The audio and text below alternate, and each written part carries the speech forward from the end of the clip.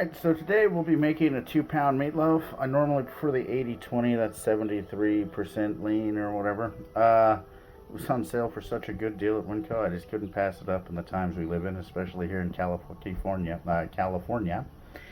And communist California. Anyway, basically this is what we're starting with. We're going to air fry it.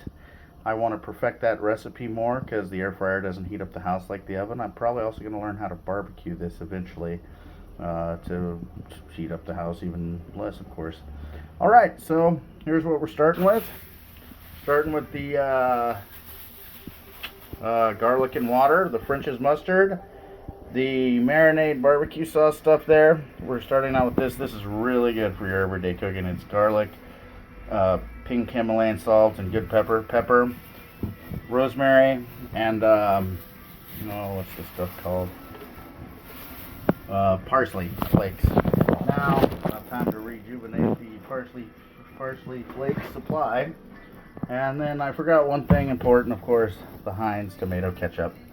Alright, I'll show you the next processes here in just a second. So I forgot to show a couple of ingredients. Of course, there's an onion, and then we're going to use Cheez-Its for the crackers. So let's start out with the cannabis concentrate. That ought to do it. Probably people will want to use less. I'm not showing you how to do things. I'm showing you how I do things on this channel. Alright folks, so 10 years ago I had a lady move in with me. I was with her for 10 years. She claimed she didn't know how to cook, which funny story on that, we'll keep to ourselves, but wasn't completely true. So what I've done is I've sprinkled with regular McCormick pepper, black pepper, all across it, and then I use the minced garlic, pink Himalayan salt, and yada yada there like that. Also, just across the top, we're gonna add a little bit of Lowry's garlic salt. I'll show you how we do this. So see, you just want to go across it like that. You want to coat it pretty good. Okay, now I'll show you how to add the sauces and stuff. We're not going to do anything yet because I'm going to have to cut up the onion, and I decided for a little fun to put some black olives in there. So I'll show you the next step that you go from here. Alright, so obviously you see the minced garlic and water in there that I've added on, the mustard, the ketchup, probably more ketchup than anything there, the barbecue sauce.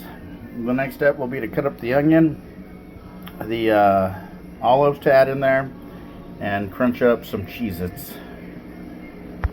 Alright, you guys can put them in a bag, do whatever you want. For demonstration purposes, I'm just going to show you what I do. Normally I use both hands. I just take them and I do that.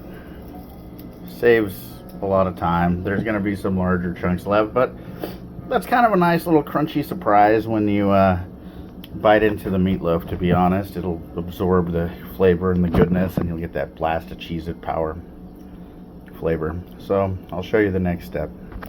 Alright, so this is how you cut onion or garlic to make peeling it easier. You cut the end off of each end. I use minced garlic, so I'm not going to show you on the garlic. I prefer it. So this is basically how you do that part.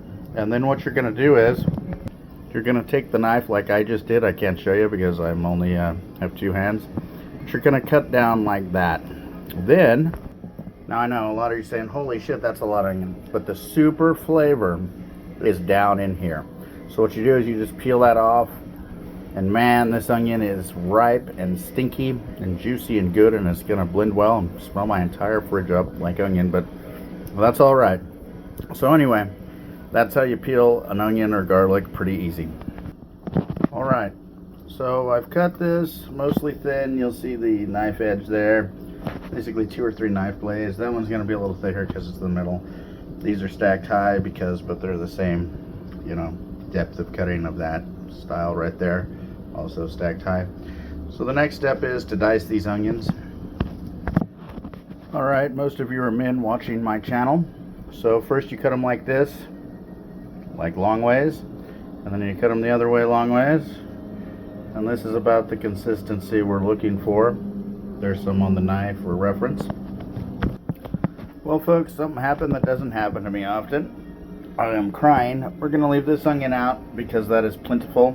I just throw it away because unless I were going to cook like a lunch or something that I could use that with, onions sit around and they turn to poison. I can't remember what type of cyanide or strychnine or whatever it is, but Google that shit on the internet. You'll see what I'm talking about.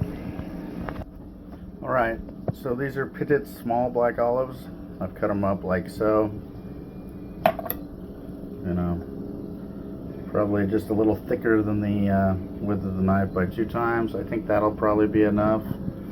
And look at those beautiful bell vine flowers coming in from the other video. Awesome to sit here. It's windy now, but there was bees and wasps eating the bugs off of them that are pestilence, and hummingbird even showed up while I was prepping the food today. So, you know, enjoy your time in the kitchen. It's not just the stuff you're making that you can enjoy. Put some nice flowers or a plant or something in the kitchen to kind of give you something to look at and bring you a little more peace besides the therapy of cooking. So we're going to show you how to run some dishwater. That's what it looks like pre-mixing. Splash of bleach. You know, it's important to sanitize, folks. I don't care. They say bleach will poison you, this or that. There's a lot worse out there being made in the lab in nature than what a little bleach will do, residue will probably do to you. All the greatest generation used the shit out of bleach because of the Spanish flu and everything that they lived through. And, you know, they lived to be pretty old age, even smoking cigarettes like chimneys and other stuff. So, you know, maybe healthy food and sanitizing germs away goes a long ways. I don't know.